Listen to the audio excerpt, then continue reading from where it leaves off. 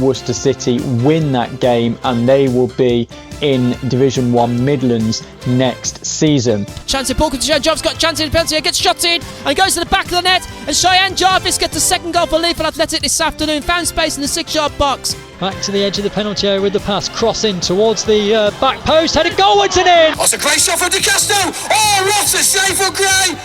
And the Red Kid 2-0! Stourbridge have won the Division 1 Midlands title. The Women's Football Chat on Switch Radio.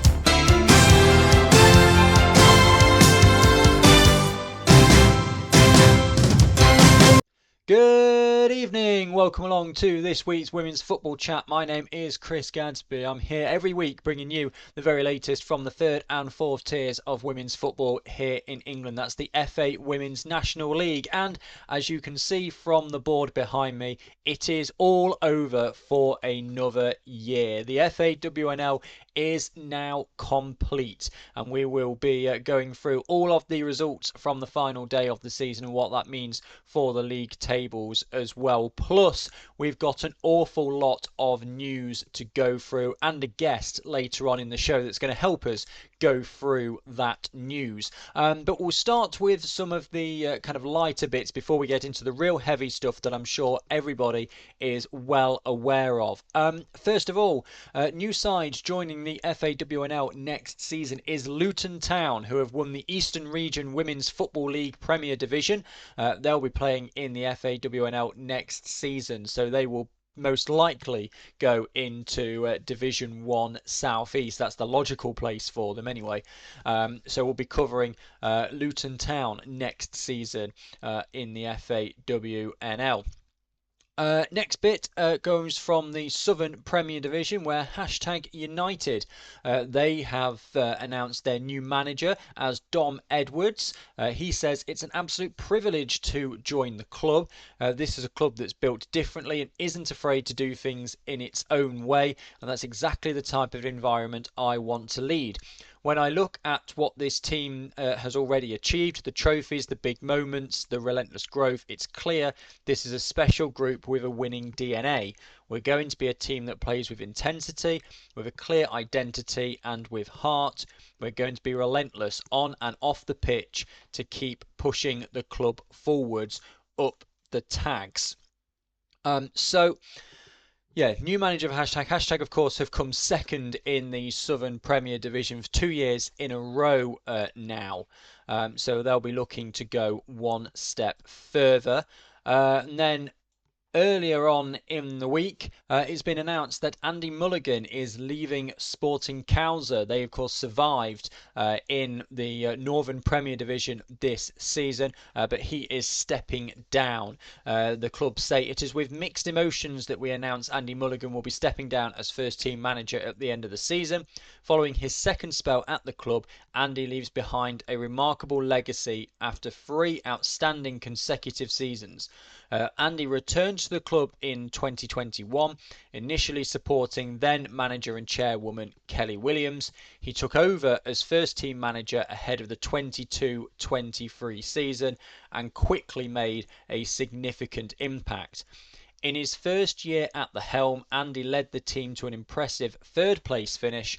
The following season, he guided the squad to the top of a highly competitive division, securing a well-earned promotion to the Northern Premier Division. This season brought new challenges, with the team competing against clubs backed by Premier League and Championship sides, many boasting full or part-time staff and players.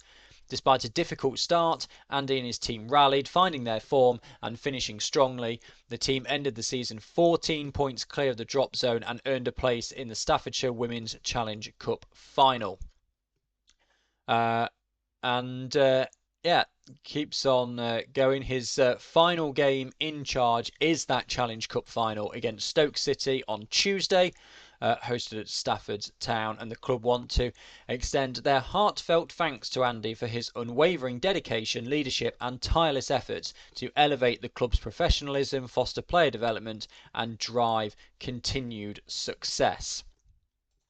So those are kind of really the lighter bits of news, all the heavy news, which I'm sure for many people that's what you've come for this evening, is going to be later on in the show. Got a live guest, got a guest joining us for that one to talk about particularly the stuff all going on at Wolves, but of course we also have all of the nonsense going on around Hull City ladies as well. So plenty to come still later on in this week's show. Let's then go straight down to it with the results. So there's 3 leagues where stuff actually mattered and happened. There's 3 leagues where it was just a case of playing the final game. So those 3 will race through a little bit later on. Let's have a look at the leagues where stuff mattered first of all. Start in the Northern Premier Division, where Burnley beat Sporting Cowser by 7 goals to 0. Goals in this one: Amy Kelly, Claudia Walker, Amelia Hazard, Heidi Logan, Danielle Maxwell, Brenna McPartlin and Jade Richards. Convincing way for Burnley to end the season. Hull City, good draw for them, 1-1 against Rugby Borough. Ellie Tanser with the goal for Hull in the second half. May Moncaster 5 minutes from time with Rugby Borough's only goal of the game. Nottingham Forest beating West Bromwich Albion by 7 goals to 2. 4 goals for Mel Johnson in this game. 1 for Sophie Domingo, Holly Manders, Charlie Wellings as well getting in on the action to give Forest a 7-2 victory. West Brom are, well, seemingly on the beach. They haven't put their information up on full time as of yet. Stoke City 4, Halifax 0. Goals in this one: Evie Priestley, Shannon Stamps, Molly Holder and Sophie Thompson. So a good victory to end the season for Stoke. Stourbridge 0, Derby County 4. Charlotte Steggles in the 24th minute for Derby, opening the scoring. Rebecca May in the 44th. Kira Ray 66th. Camille Jenkins 83rd as Derby come away 4-0 winners. And Wolverhampton Wanderers needed a big goal difference swing on the final day, gave it a good old go. Destiny Toussaint, Amber Hughes, Anna Morfitt, Charlotte Greengrass and 2 for Rachel Quigley gave Wolves a 6-0 win over Liverpool Feds to round their season off. What that means then for the Northern Premier Division table is it is Nottingham Forest who are promoted to the Women's Championship. They finished 3 points clear of Wolverhampton Wanderers in second. Stoke City finish in third on 49. Burnley in fourth on 46. Rugby Borough in fifth on 42. 16 points eventually off Nottingham Forest. Then a big 10-point drop down to Liverpool Feds in sixth. Then another 10-point drop down to West Bromwich Albion in seventh on 22 points. A 20-point difference between 7th and 5th. Hull City also on 22, Derby County 21, Sporting Cowser 21, so good group there of teams between 7th and 10th. And then Halifax and Stourbridge both relegated down into Tier 4. Halifax returning to the Division 1 North, Stourbridge into Division 1 Midlands. So the Northern Premier Division is pretty set for next season, particularly with results in the Championship this weekend, meaning that Sheffield United are relegated to Tier 3, so they will be in the Northern Premier Division next season as well. And we already know the 2 teams coming up, one being Loughborough Lightning, of course, the other one you'll find out a little bit later on in the show. So everything's set in the Northern Premier Division. Let's go to the Southern Premier Division then. And again, here it was top and bottom that needed deciding. AFC Wimbledon beat Billericay Town by 4 goals to 0. Emily Donovan in the 12th minute, Ashley Hinks in the 29th and the 59th minute, and Hannah McKenzie in the 80th minute with the goals for AFC Wimbledon. Exeter City beating Exeter City drawing with Watford 2-2. Goals for Exeter coming to Sarah Stacey and Ishbel Zermond, both in the second half. Watford, again, another side that haven't put their information up yet. And that is significant as well, because as it stands at the moment, and still waiting, I have asked Watford for clarification on that, because there is these missing data now that teams are failing to put on full time has actually had an impact on the end of season awards. So just waiting for clarification on that before I put the awards out. But keep an eye on @WFootballChat for that. Gwali United 0, Plymouth Argyle 2. Really important win this for Plymouth Argyle. Lulu Jarvis in the 65th minute, Georgia Wilson in the 87th minute gave them a 2-0 win in their relegation fight. Ipswich Town, they needed a point. I mean, realistically, they had a goal difference advantage of 36, but they needed a point, and they took all three in emphatic fashion, beating Cheltenham Town by 8-0. Lucy O'Brien, Sophie Peskett, Ella Rutherford, Casey J. Bonwick, Ruby Seaby, 2 for Natasha Thomas, and to top it all off, an own goal in the 95th minute. Means it was 8-0 to Ipswich Town, who also seal their promotion to the Championship. Lewis 7, MK Dons 0. So goals for Lewis: Lucy Braham, Hannah Godfrey, a hat-trick for Paula Howes, 1 for Lois Roach, and 1 for Adakite Fatuga for Lewis. So a big win for them to finish the season. And #United losing 2-0 to Oxford United. So in the end, it didn't really matter what Ipswich did. 2 goals there for Oxford, both in the first half, to Nicole Barrett, giving them the 2-0 win. What it means then for the Southern Premier Division table, as I mentioned there, Ipswich Town promoted as champions of the Southern Premier Division. They'll be playing in the Championship next season. 6 points in the end clear of #United, and with a 79 goal difference from 22 games. #United, second year in a row that they finished second in the Southern Premier Division. Watford in third on 44, Exeter City in fourth on 43, Oxford in fifth on 42. So quite close between those sides. Lewis in 6th, Wimbledon in 7th, both on 31, so a bit of a drop off to them. Cheltenham Town in 8th on 23, Gwali United 9th on 22, but the big change is at the bottom. Plymouth Argyle winning on the final day of the season. Billericay Town losing means they jump a place into 10th, stay safe in the Southern Premier Division, and it's Billericay Town who are relegated down into Tier 4. Now, this gets very interesting here, because we have, not only have Plymouth survived, we've got in the Southern Premier Division no team coming down from the Championship, because Sheffield United are the only team coming down, and they are going into the Northern Premier Division. So we have to save a team essentially there. Now also, Billericay Town and Milton Keynes Dons are both in the East. Now, the theory and my understanding is that Billericay Town will be offered the reprieve to stay in the Southern Premier Division in order to keep that at 12 teams. That is my understanding. Whether it will happen or not, I don't know. And the key word is offered. They don't have to take it. I would imagine they probably will, but they don't have to. If they choose not to, then you've got 2 teams going into the East, and we're going to have some lateral movement again, and it's all going to get incredibly messy over the summer. No one knows anything really until that pyramid allocation comes out later on in the summer. The other interesting point, and I mentioned it before, is that Billericay Town have been relegated in 11th. They have finished 5 points behind Gwali United. Now, if you remember back a good couple of months ago now, when the FA board came out and they said Billericay Town, they fielded an ineligible player, therefore the game is being awarded to Gwali United. That was a game played back in November. Had that not happened, Billericay Town would have another 3 points because they won 1-0. Gwali United would have 3 points less because they would have lost that game, and those positions would have been flipped. Billericay Town would have been safe. Gwali United would have been the one in the relegation zone. Yes, I have a ghost. My door just opened. I don't really have a ghost. It's the cat. Hello, Gnarly.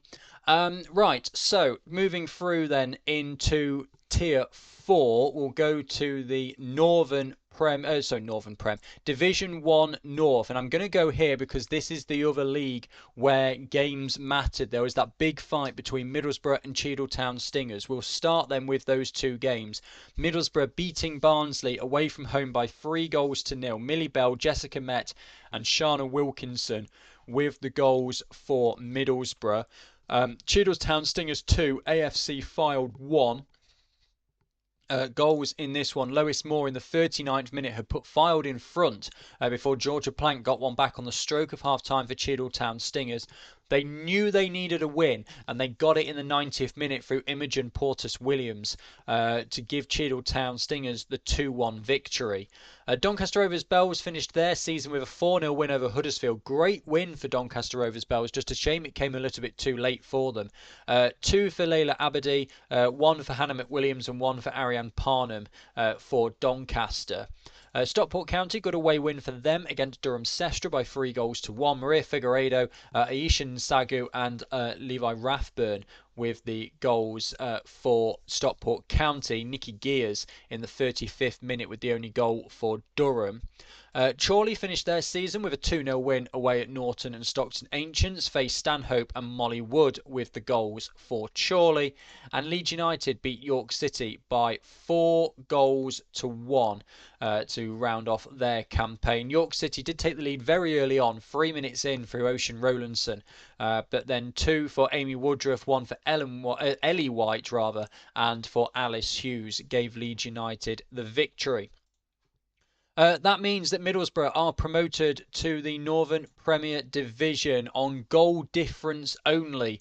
Cheadletown Stingers knew going into this game they had to match Middlesbrough's result and beat Fylde by a margin 4 goals greater than that of Middlesbrough beating Barnsley. So in the end, Cheadletown Stingers would have had to have won by 7 goals, and they only won by 2-1. So it's Middlesbrough who get promoted into the Northern Premier Division. Cheadletown second, then a gap of 8 points back to Chorley in third. Leeds United fourth on 41. Huddersfield in fifth on 36. Then a big drop down to Durham Sestra on 25. Stockport County 25. Barnsley 23. Norton Stockton Ancients 23. York City 21. 5 teams separated by just 4 points. And then Doncaster Rovers Bells and AFC Fylde both relegated into Tier 5. Right, Division 1 Midlands then. These are results that will just run straight through. As I said, these leagues now, the other 3 leagues were sewn up before the end. Before the final day, rather. So Leaford Athletic beating Sutton Coldfield Town 4-0, all 4 goals coming to Evangeline Gallup. Barnsley Women's winning away at Lincoln United by 2-0. That was a brace for Jodie Makauska with that one. Loughborough Lightning round off their season with a 1-0 win over Bournemouth St Michael's. Emily Jacobs the only goal of that game.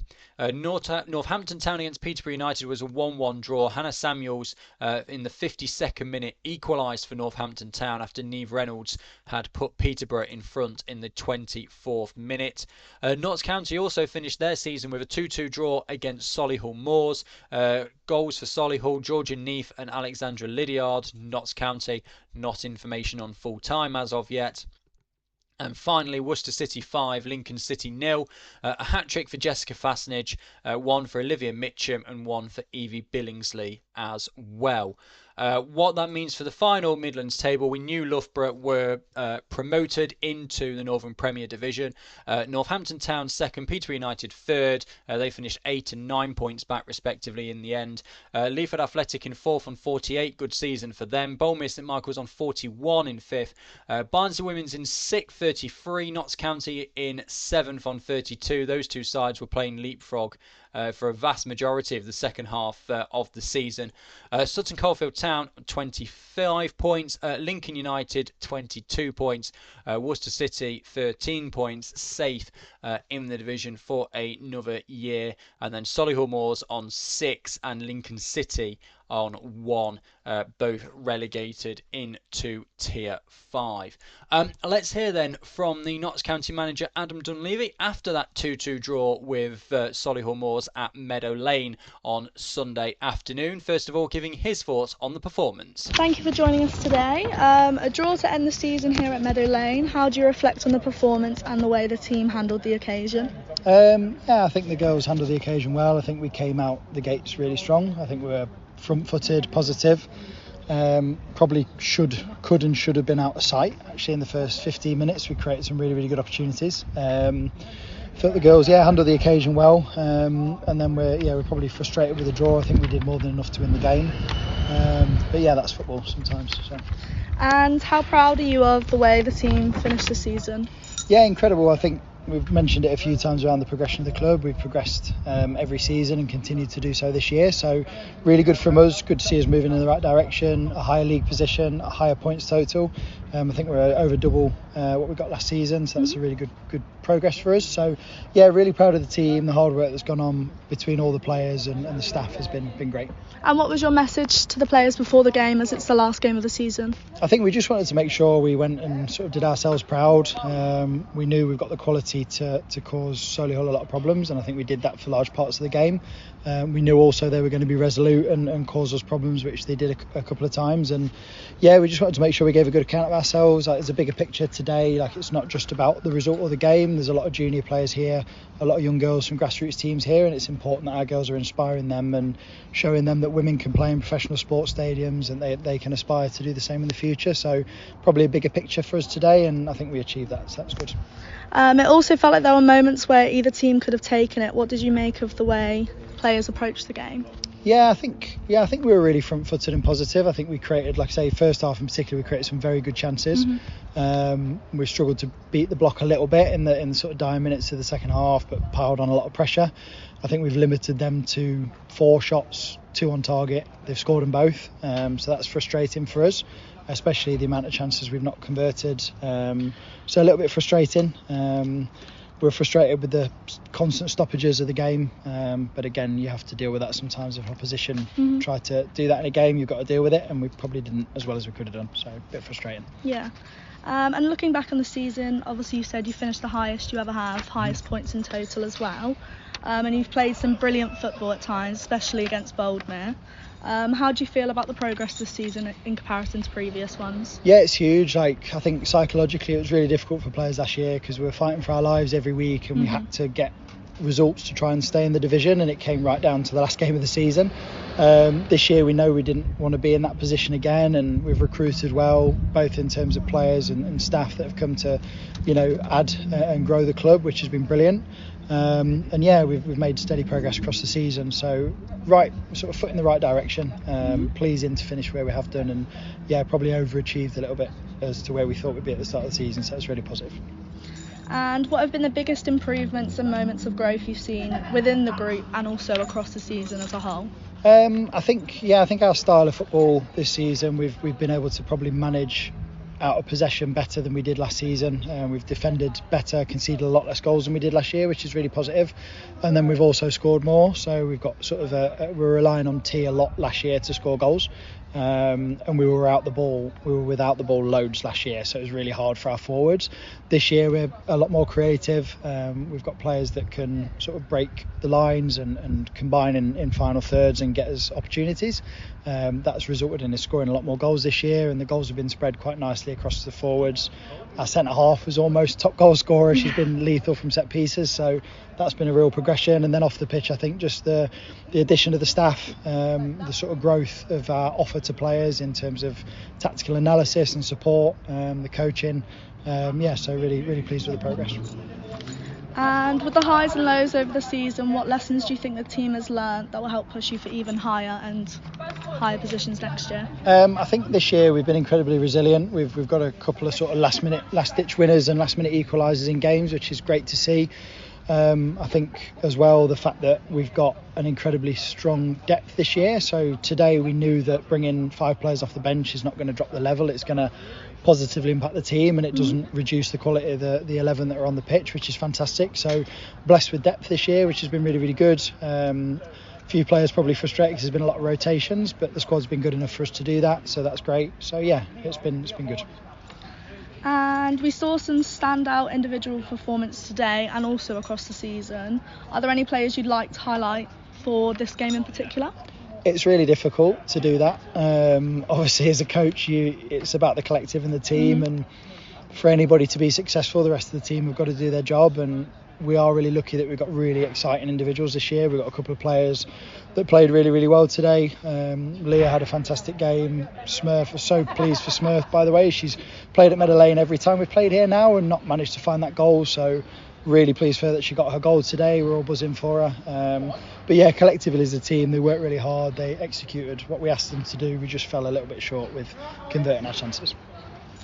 And I'm sure today's performance gave you lots to think about for the summer and pre-season and the season next year. What are your main aims? I think just continued sustainable growth. Like, we've done that every season since 2018 when we reformed. So the objective next year would be to continue to progress. To now we're kind of knocking on the door that mid-table. We now want to go and progress and start competing with those top teams in the division. I think if we can, we just failed to take any points off the top four this year, and that we felt disappointed by that. We felt we had the opportunities a couple of times to do that. So next year we want to sort of crack that top four, have a bigger say in games against those top teams, and yeah, just show the progression which we have done over the past. And amazing atmosphere today with the fans. Great turnout, 232 I think it was, if I'm getting that correct. What does the support mean to you and the players, and what message would you send them after today's game and the season? Yeah, it's wonderful. Like, we've got a core group of supporters that follow us home and away all season. They make a lot of noise, they've got chants for the players, they support us incredibly, and it means a lot to the players. I know it lifts them, and in games where it's on a knife edge or it's tight, they sort of bring the atmosphere, so that's great.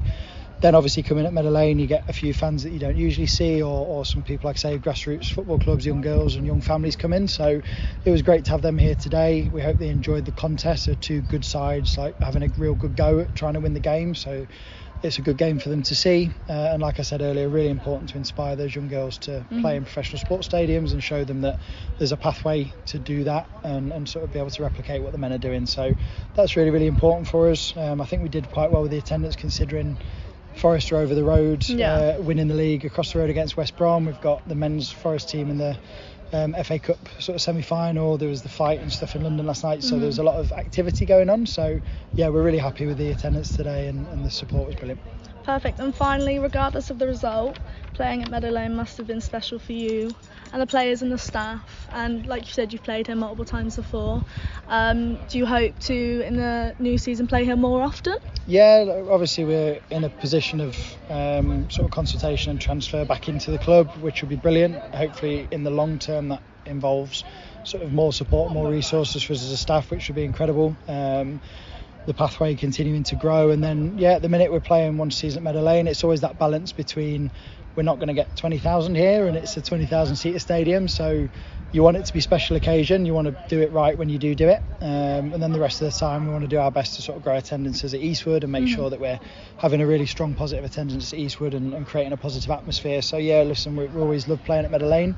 It's always an interesting one because it's a normal game. We have to treat it as such, but it doesn't feel like one. But it's a wonderful occasion every time. That was Adam Dunleavy there speaking with Meg Daly of Switch Radio. Thanks to them for giving us that audio for this week's show. Right, let's move on with 2 leagues to go before we get into all of the news. Well, the big bits of news, shall we say, that have come out in the last week or so. We'll start in South East then. Ashford Town losing to Actonians by 4-0.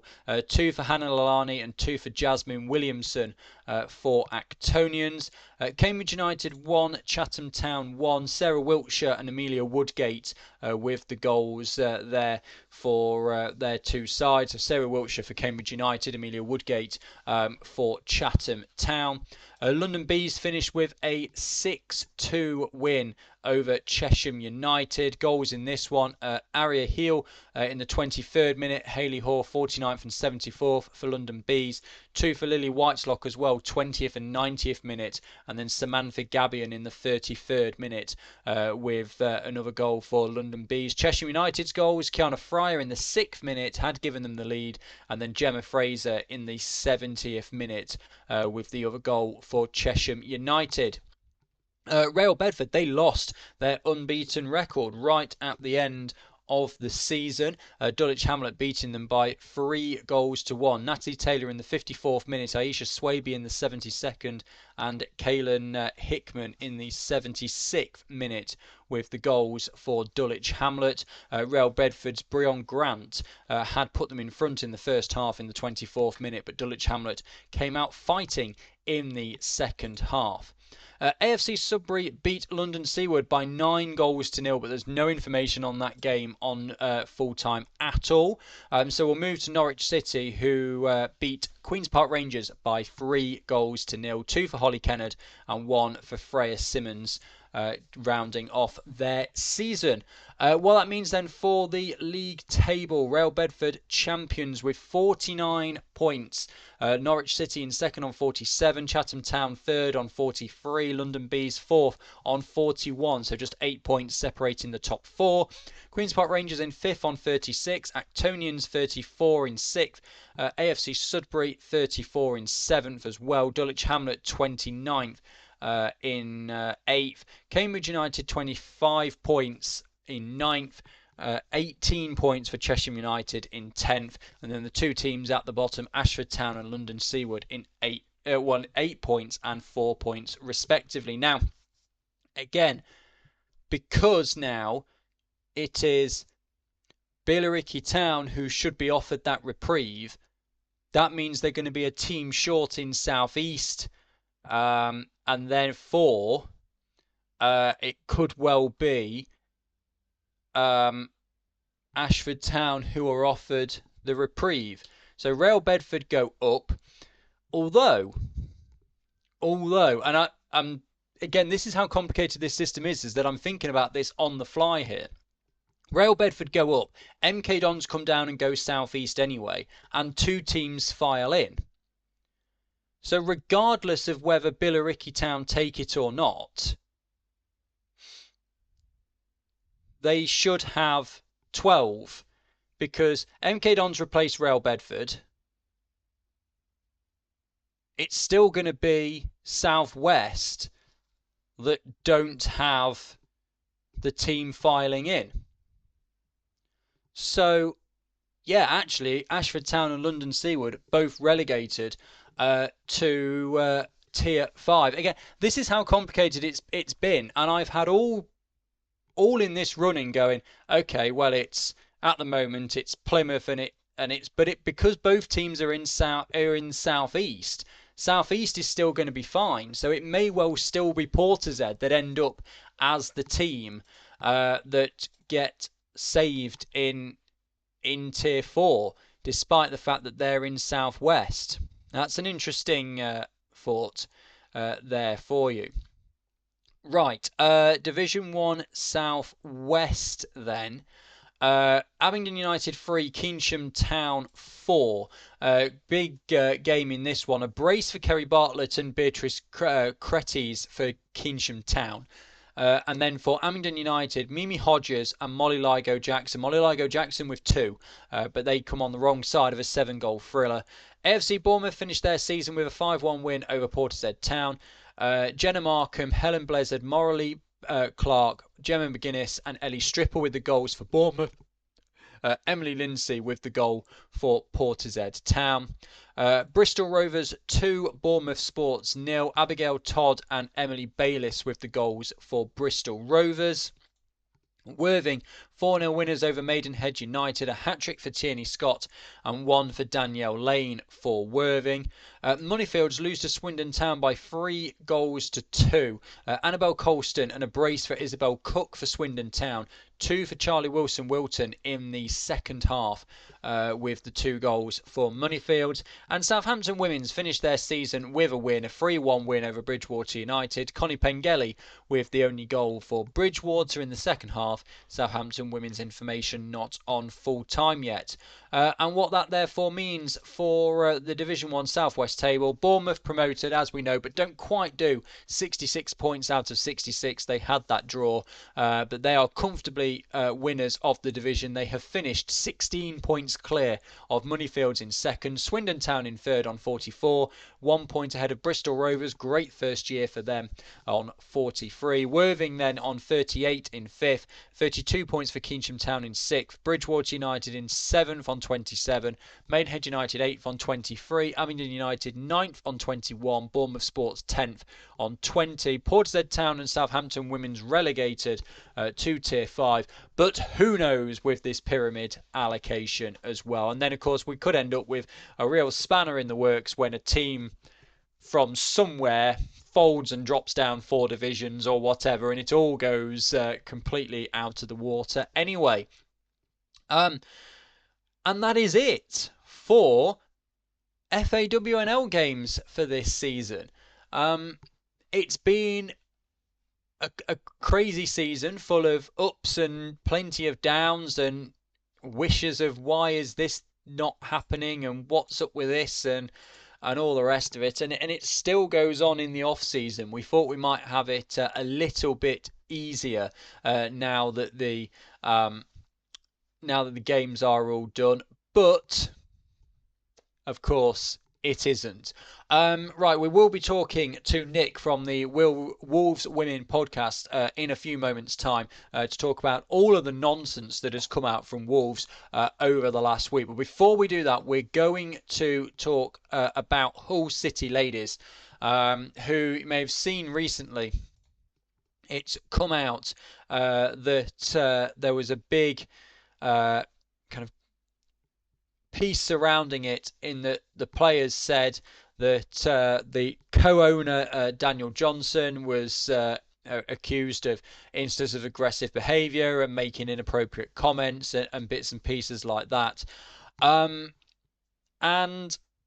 yeah, so even more is coming out now in that he wrote to the FA and said, can we relegate the club? And everyone's kind of said that was retaliation. The chair of Hull City Ladies, Daniel Johnson, has submitted a request to the FA for the club to be relegated from the third tier. This is all from The Guardian and Tom Gary. Amid allegations of mismanagement of the club's finances made against him by his own players. Multiple club sources have alleged that Johnson's relegation submission is an attempt at retaliation after several squad members criticised him in public social media posts over the last 72 hours, with players expressing fears their team might not exist in a few weeks. I also saw that there was an investigation surrounding fraud into this, but so these letters that have been sent to the Football Association regarding complaints around him were written by current and former players, staff, volunteers and sponsors. Some entitled Letters of No Confidence, including claims that Johnson was verbally aggressive towards players on multiple occasions, a toxic environment, he kicked footballs at players in rage. He's also alleged to have made a reference in front of witnesses to have allegedly slept with a player from the team. And then, so this comes because several players said they do not wish to play for the club under Johnson. A number of the squad say, well, that they will look for a new club if Johnson stays. An FA spokesperson has told The Guardian they're concerned about the allegations raised, and we're in regular contact with the club and their legal representatives about the matter. We will continue to provide the club with support and guidance to ensure that these issues are appropriately addressed and that the welfare of their players and staff is protected. Sources at the club have told The Guardian they are disappointed the FA has not suspended Johnson pending an investigation. However, it's understood the FA has no authority to remove directors at clubs in the Women's National League, which does not have an owners and directors test because clubs in the league are not required to have owners or directors. Many member clubs have neither. However, reviewing the governance structure of women's lower league clubs is understood to be a priority for the governing body.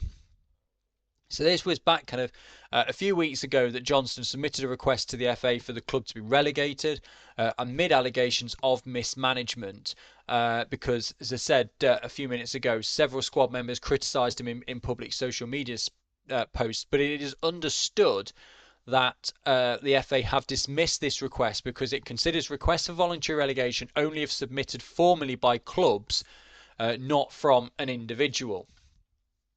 And several club personnel have also had a meeting with their local MP, who has requested an urgent meeting with the FA. It's also important to point out as well that Hull City Ladies is not associated with Hull City Men. So that's the situation with Hull, and we will keep bringing you that as and when things develop on it.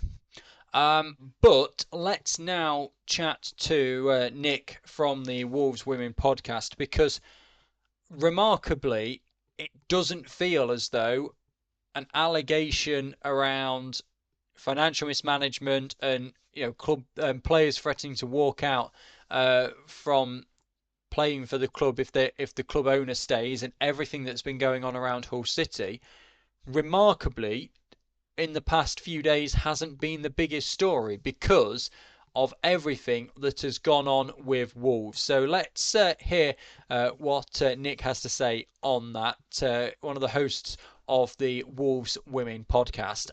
Nick, try if you can just to give us a bit of an insight and kind of almost what I call the TikTok version, just a very short summary before we dive into it as to what exactly has happened and come to light since the full-time whistle on Sunday. Okay, so so contextually, obviously, we were still in the race for the title.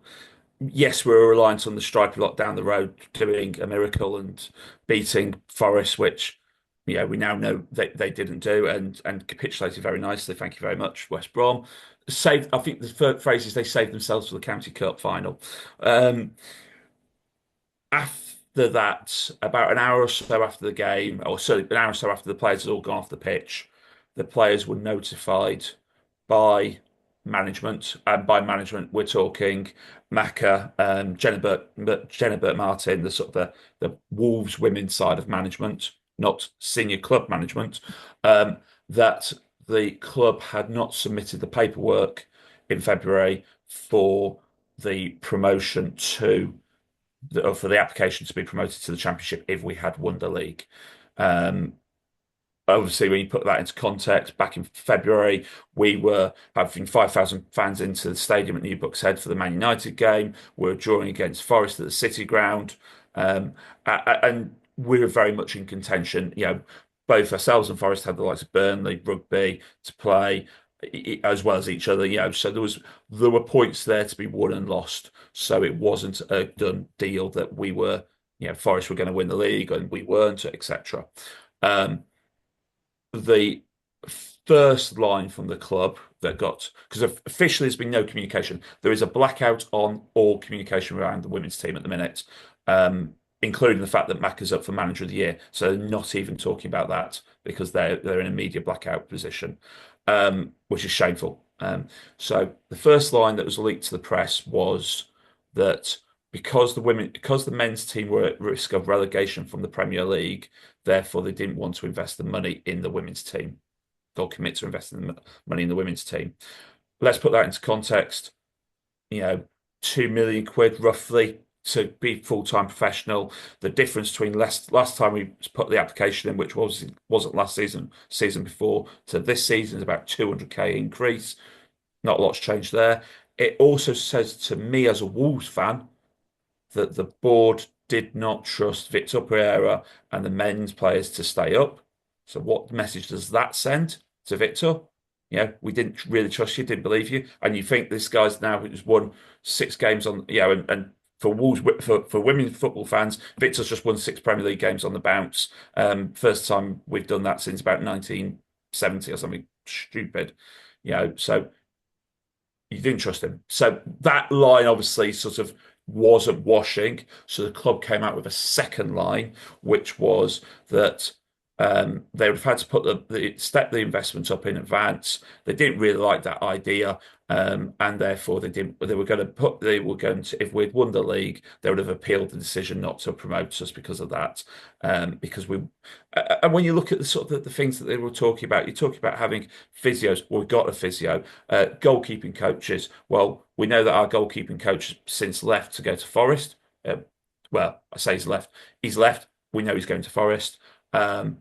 And so therefore there's we had these people in position that and they're now talking about appointing a commercial manager to help increase revenue, something that was going to be required anyhow. So it's all stuff that easy to put into place and actually implement and would benefit the team even if they stay where they were. The argument about whether the women's team is sustainable. Well, if you have a commercial manager who's there trying to generate revenue and make it more sustainable, it is, whether they're in the Championship or Tier 3, it is irrelevant. That's beneficial regardless of the division. So it doesn't quite wash. They've put they've added a role to a gentleman called Matt Jackson. Roles and responsibilities to a gentleman called Matt Jackson. He has been involved with sort of our loan players and making sure they sort of get support whilst out on loan. Our men's loan players. I think personally, it's poo. We need to be seen to be doing something about this. Here's something additional on your terms of your terms of reference. Realistically, there are lots of questions still outstanding around this. As we speak, we're recording this obviously Thursday afternoon. There's a meeting Thursday evening between sort of Matt Jackson, Matt Hobbs, the sporting director, and the players and staff of the club. So we know the players have decided to stay quiet whilst they wait this conversation with the club. And see what comes out of that. Therefore, so at the minute, it's just that no news, no comment from anybody, but that's the situation we're in currently. Yeah, by the time you're watching this, the meeting is either in progress or is finished by this point. But in progress, probably. Yeah, probably still in progress come kind of 8:30 this evening, which is I suspect about when this is going out. But it just, I mean, I've been thinking about this a lot, and like the money involved. There's two kind of real takeaways from me. Is the money involved, given that Wolves have been in the Prem now for 7 years, I think it is. Yeah, we'll be 8 years next season. 8 years. The money involved is loose change you find down the back of the sofa in terms of a men's team. And the line that I kind of came back with in the end was sort of, well, you can only have a women's team, therefore, if the men's team are doing well. Is sort of what it feels like. And let's put this into context. If we had been relegated, well, we're going to sell Matthias Cunha for £62.5 million because that's his release clause. We'd have got parachute payments of 100-odd million quid. There's plenty of money sloshing around, and realistically, we've all seen if you get relegated from the Premier League, you're too good for the Championship. You bounce straight back up and then get relegated again and keep doing the yo-yo. So I don't get it. Don't buy it. Let's look at, I don't know, Plymouth struggling in the Championship. They're supporting their women's team and they're stepping up their support and investment in their women's team. Birmingham City, League One, spending good money on their women's team, and could well be in the WSL whilst Birmingham are in the Championship. You've then got likes of Real Bedford, non-league, putting good money into it. Rugby Borough in our own division, spending somewhere between, between three-quarters and £1 million. They're non-league. Burnley, okay, they've just been relegated and getting promoted back up, but they're Championship and they're investing good money in their women's team and have done whilst they've yo-yoed. Ipswich have been in League One and have only relatively recently progressed out of League One into the Premier League, but have put good money into their women's team over that time period. Ipswich were putting good money in when they were in League One. Wolves' budget for the last 2 seasons has been £300,000. That's their club accounts. That's not made up. That's their club accounts, £300,000. As I said, Rugby Borough, best part of somewhere between say 850k, somewhere between 750 and £1 million. That pretty much 3 times what we're spending. And we're a Premier League club. The money is an attitude from the hierarchy, not a money issue personally. Or if it is a money issue, it's not wishing to invest money, full stop. Like you say, you look at it again there, and you look at like the South. You've got Cheltenham have had a good year in the Southern Prem. Their men are League Two. Wimbledon, the men are League Two. Exeter, League One. There's plenty of examples of where the men's team are much kind of lower down the pyramid, and yet they're putting the money in. And let's look up the pyramid as well. The Championship, London City Lionesses, not even got a men's team, putting good money in. Durham, no men's team, putting good money in. So there's this obsession with linking with the performance of the men's team is poor, especially when you think with the men's accounts that any investment in the women's team sits outside PSR. So they could have spent £5 million, really put a lot of money and effort into the women's team, driven it forward, increased overall revenue, eyeballs, etc. I mean, we've got sort of American watchers, listeners to the pod, etc.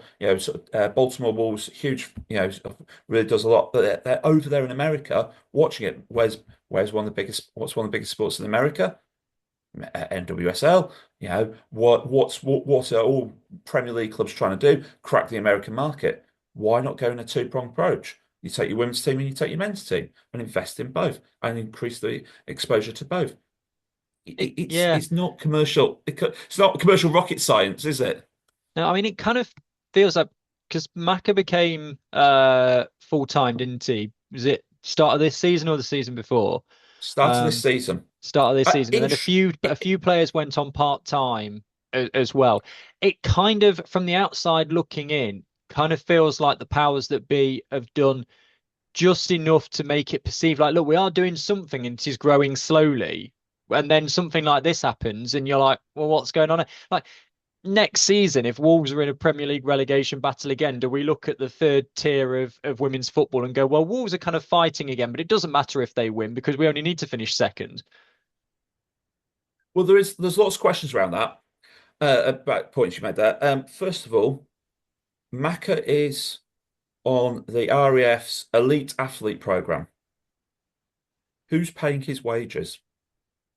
I would assume the RAF, but exactly. So not Wolves. So Wolves have signed a full-time manager or have appointed a full-time manager, but aren't paying the bill. So, British taxpayer. So West Brom fans are paying for Maka's salary to manage Wolves. So for Wolves to smash them at 13-0 over 2 league games. But I mean, I joke about that slightly, but the principle there, it's PR. It's the one pack mentality. Spin is all that. It is spin. And it's becoming that. And as you say, the sporting integrity could go. Wolves are sitting 17th or 18th in the Premier League in February. Well, that's it. They're not going to put the application in. That's fine. We just need to finish second because even if they batter everybody else, they won't get promoted. Well, they won't go up, will they? Where's the sporting integrity to the other 11 teams in the league? It stinks. It really does. But it's also the treatment of the fans. You've led fans up the path thinking that we're still in a title race all season when we know, or when they knew that we weren't, the hierarchy knew that we weren't. Yeah. People are putting good money in, traveling around the country, supporting the team because they fit, we support the team. We're going for the title race. That's it. We're chasing down Forest. We're going to give them a good run for the money. You know when exactly Forest dropped points to Hull, but if I remember right, that was when Wolves were up at Halifax. Therefore, Wolves beat Halifax 6-1. Hull have just taken a draw off Forest. It's neck and neck. It's going into Yeah, those last couple of it brought games. it back to a point with Forest still having the game in hand, but it was like, and again, ultimately, you finished one game behind a fully professional side. Exactly. And when you look at it, we lost one game all season, and that was it was a bad game. It was a bad day in the office, and it was because we weren't 6-1 worse than Forest that day.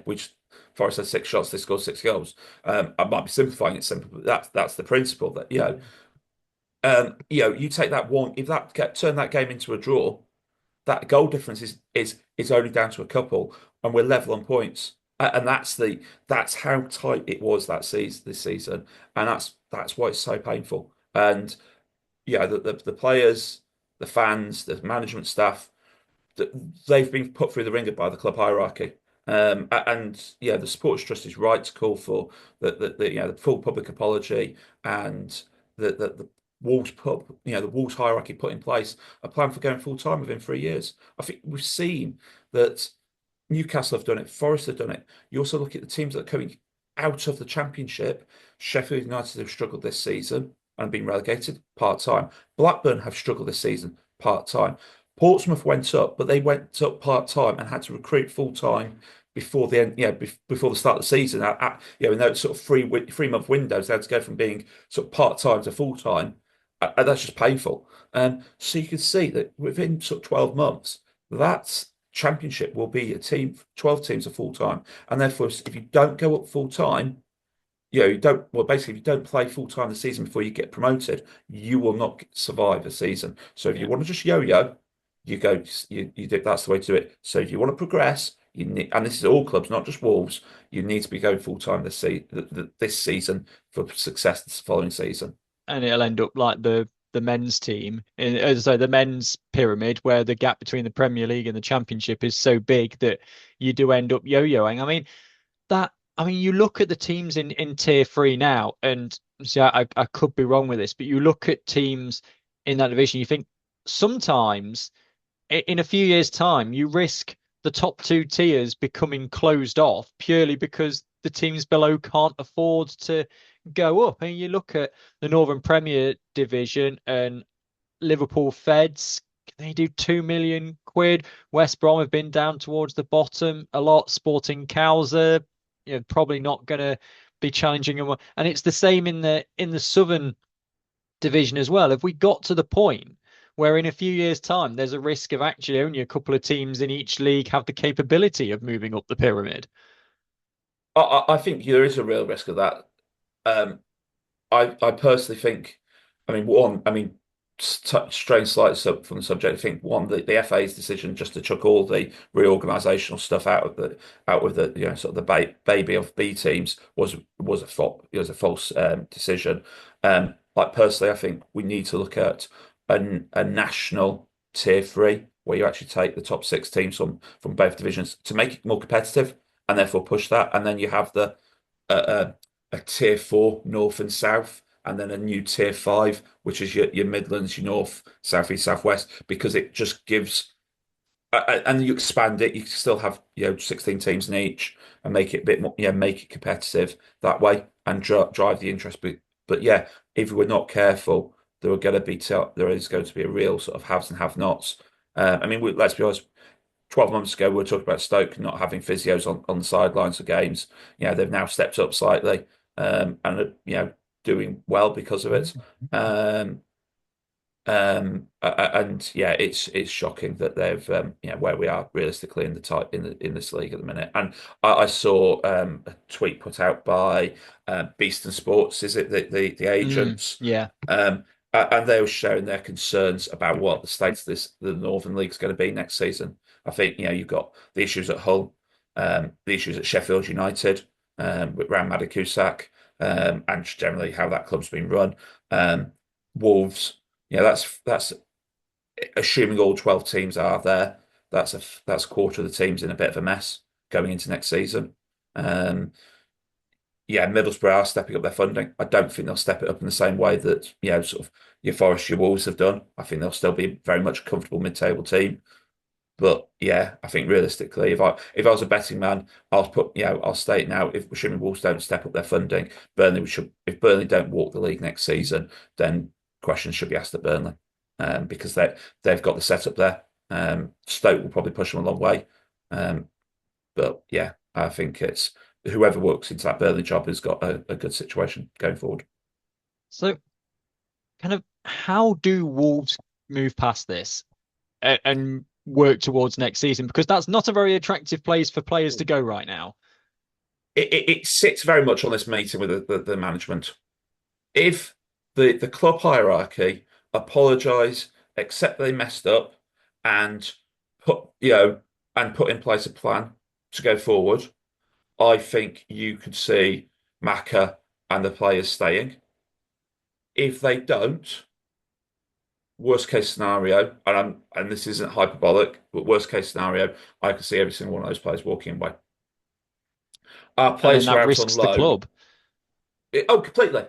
Our players that are out on loan, who therefore you would think would be going, okay, if the senior team all leave, that's us. That we become the first, we become the first teamers.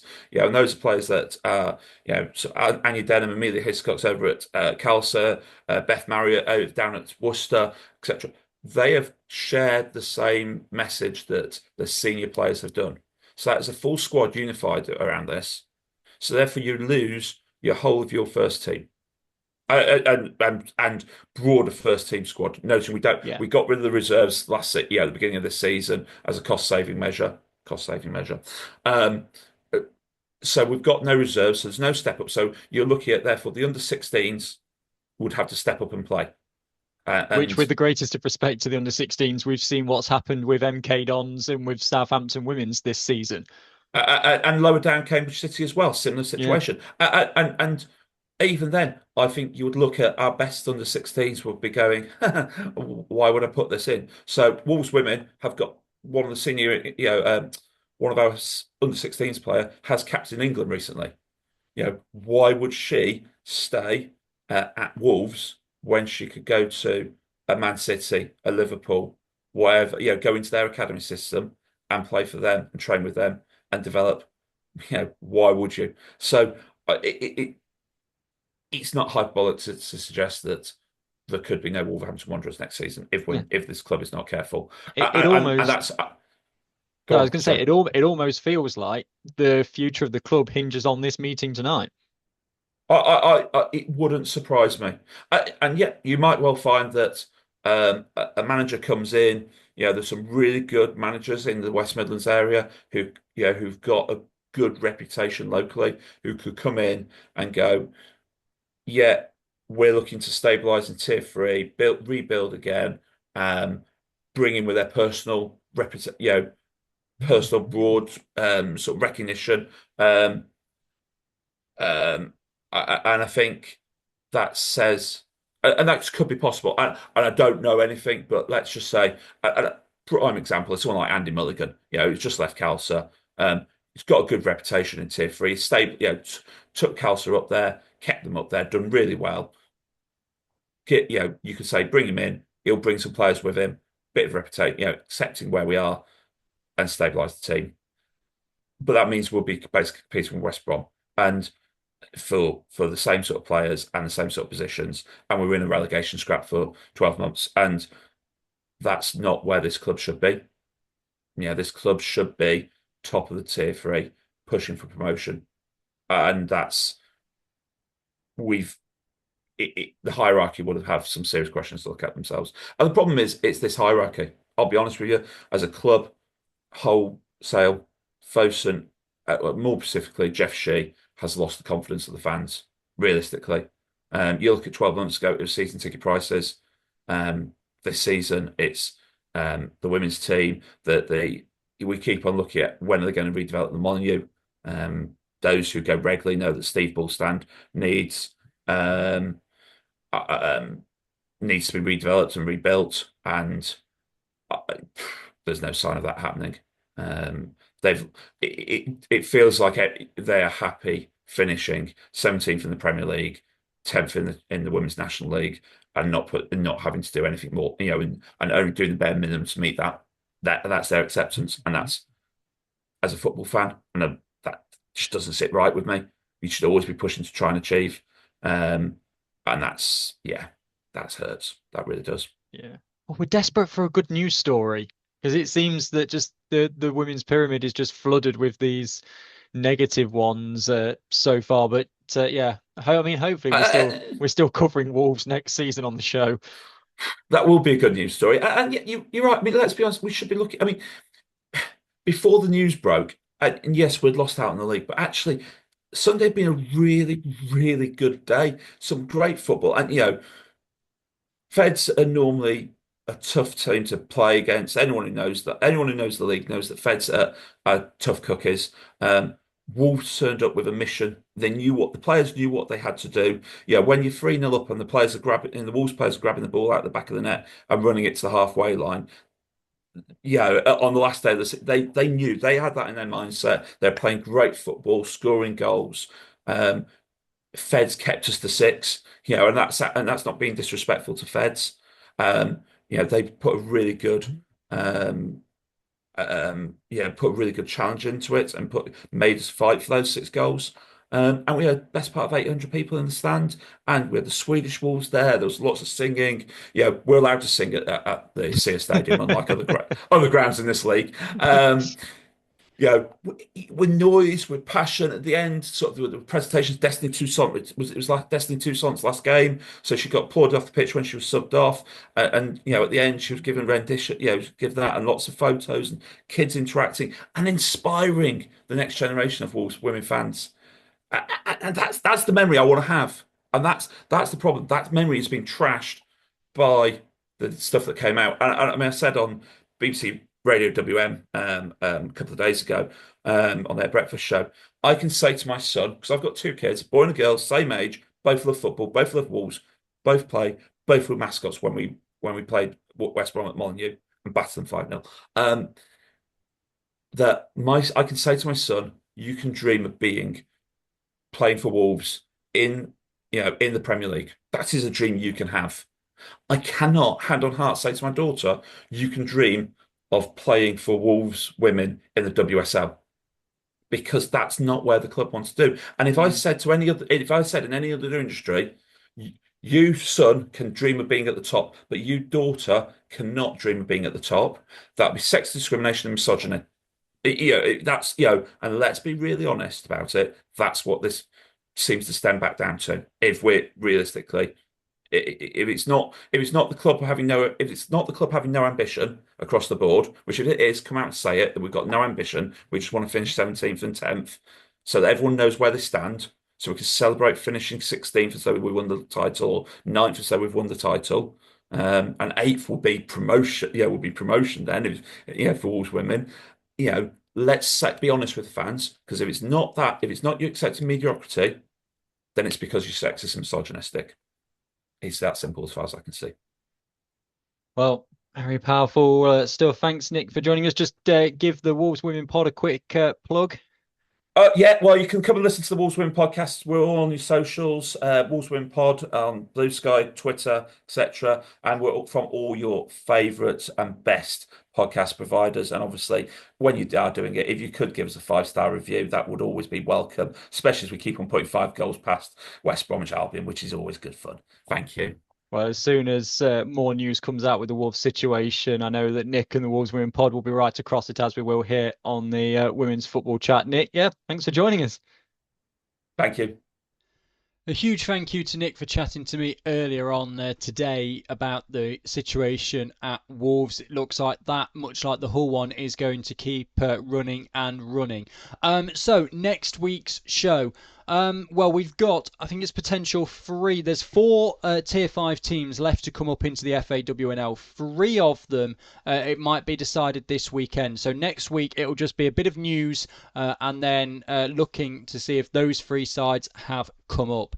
So that'll pretty much be it for the next few weeks. The Summer Knockout Tournament will be returning. I know it's a fan favourite. It will be back. However, we have to wait for all of the teams to have been decided in the FAWNL. So we need to wait to see the Tier 5 sides coming up and see if we can get any clarification on what's going to happen with the teams going down before we can run with that tournament. So it's probably going to be towards the end of May that the summer knockout tournament starts, and that would then take us through towards the start of next season. So throughout the summer, a few kind of shorter shows, probably just catching up with the bits of news. But of course, it means it's also a time for reflection as well. So from my point of view, thank you for all the support from this season. It takes quite a while to put this together each and every week, a good few hours, plus then 2 hours collating all of the stats and everything from